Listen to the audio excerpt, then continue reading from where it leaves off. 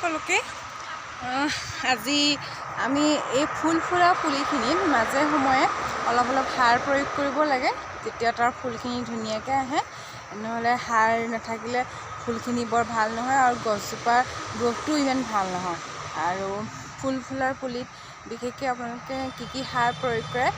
আমাক জনাবচোন বাৰু আৰু সকলোৱে বেলেগ বেলেগ ধৰণে প্ৰয়োগ কৰিব পাৰে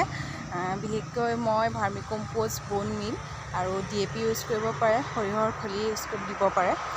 মই আজি ভাৰ্মি কম্প'ষ্ট অলপ আৰু অলপমান বোন মিল মিক্স কৰি এই গোলাপ আৰু বগেনভেলিয়া এইখিনি দিবলৈ ৰেডি কৰিছোঁ এইখিনি আপোনালোকক এইখিনি ভাৰ্মি কম্প'ষ্ট আৰু তাৰ ওপৰতে এইখিনি বোন মিল দি থৈছোঁ আৰু এইখিনি অলপ মিক্স কৰি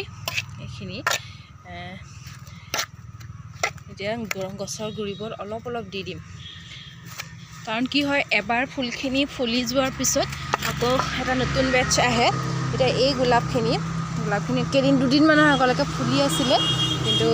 এইটো ফুলৰ কলি এতিয়া এইটো ফুল মৰহি গ'ল ফুলবোৰ আৰু সেইবাবে ইয়াতে অলপ সাৰ প্ৰয়োগ কৰি দিওঁ তেতিয়া ইয়াত ফুলটো সোনকালে আহিব আৰু সাৰ প্ৰয়োগ কৰাৰ আগতে আপোনালোকে এটা কথা মন কৰিব যে গছজোপাৰ গুৰিটো অলপ এইদৰে খুচৰি লয় ওপৰতে সাৰটো দি থ'লে গছজোপাৰ গুৰিটোৱে নাপায়গৈ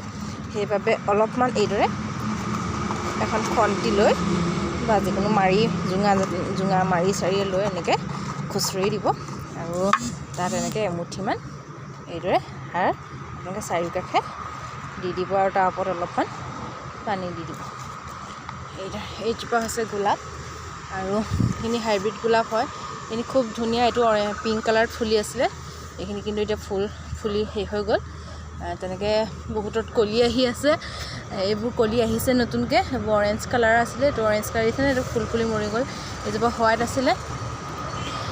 ফুলি মৰহি গৈছে গোটেইখিনি মানে সময় ফুল ফুলা হৈ গৈছে আকৌ নতুন বেটছ আহিব এইবোৰ কলি আহিছে দেখিছেনে এইবোৰ কি ধুনীয়া কলি আহিছে যাতে ফুলখিনি ধুনীয়াকৈ ফুলিব পাৰে তাৰ বাবে মই এইদৰে সাৰ প্ৰয়োগ কৰিছোঁ আপোনালোকেও ঘৰত থকা ফুলখিনিত মাজে সময়ে এইদৰে সাৰ প্ৰয়োগ কৰি থাকিব 15 দিন এমাহৰ মূৰে আৰু এইখিনি বগেনভেলিয়া এইখিনি এই কেইদিনমানলৈকে খুব ধুনীয়াকৈ সৰহকৈ ফুলি আছিলে আৰু ফুলবোৰ যিহেতু বৰ বেছি এদিন নহয় এদিনটো ফুলবোৰ মৰহি পৰিবই আৰু ইয়াত খুব কমি গ'ল এতিয়া ফুলৰ সংখ্যা আৰু মই ভাবিছোঁ সেইবাবে ইয়াত অলপ সাৰ প্ৰয়োগ কৰিম যাতে আকৌ নেক্সট ফুলিলে সৰহকৈ ফুলিব আপোনালোকেও এইদৰে